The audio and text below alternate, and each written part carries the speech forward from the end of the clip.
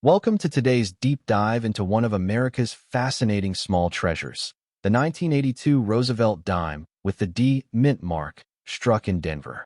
At first glance, it might just look like an ordinary 10-cent coin you'd find in your pocket change. But this coin holds a rich history, hidden details, and potential collector value that make it far more interesting than you might think.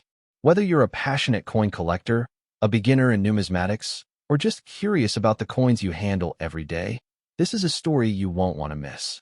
In this video, we're exploring everything about the 1982 Roosevelt dime D mint mark, its design, production details, errors, grading secrets, and how some examples are worth far more than just 10 cents.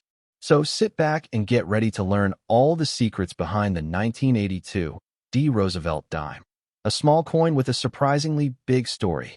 The 1982 Roosevelt dime D mint mark was struck at the Denver Mint, one of three U.S. mints producing Roosevelt dimes that year, the others being Philadelphia and San Francisco.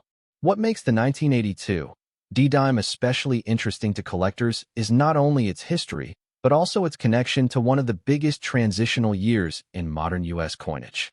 By 1982, the U.S. Mint had made a major decision to stop using mint marks on coins made in Philadelphia for circulation.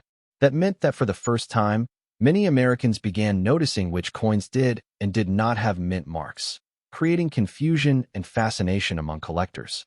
But the Denver Mint proudly continued marking its coins with the familiar D stamp just above the date on the obverse side.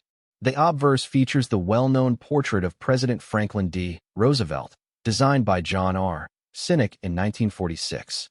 Sinnock's initials, JS, appear near the truncation of Roosevelt's neck. The reverse showcases an olive branch, a torch, and an oak branch, representing peace, liberty, and strength, symbols deeply tied to America's values after World War II. Now, let's talk about composition. The 1982 D Roosevelt dime is made of a copper-nickel clad. That's a mix of 91.67% copper and 8.33% nickel bonded to a pure copper core. This clad composition gives the coin its silvery appearance while keeping production costs low. It weighs 2.27 grams, has a diameter of 17.91 millimeters, and features a reeded edge with 118 tiny ridges. In terms of mintage, the Denver Mint produced an enormous 519,475,000 dimes in 1982.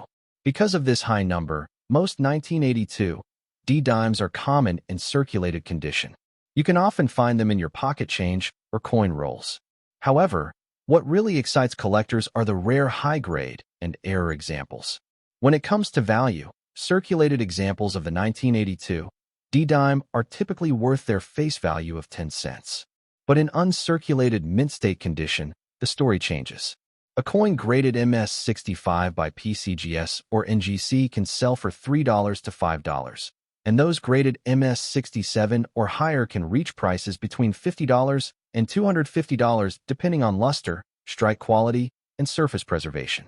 In full-band examples, where the horizontal lines on the torch are sharply struck and clearly separated, values can rise even more, sometimes hitting $500 or higher for pristine specimens. Collectors often look for special varieties or mint errors on the 1982 D dime. One of the most notable is the off-center strike, where the coin was not properly centered during minting, creating a dramatic crescent shape on the rim. Another is the clipped planchet error, where a piece of the coin's edge is missing due to a misfeed in the press.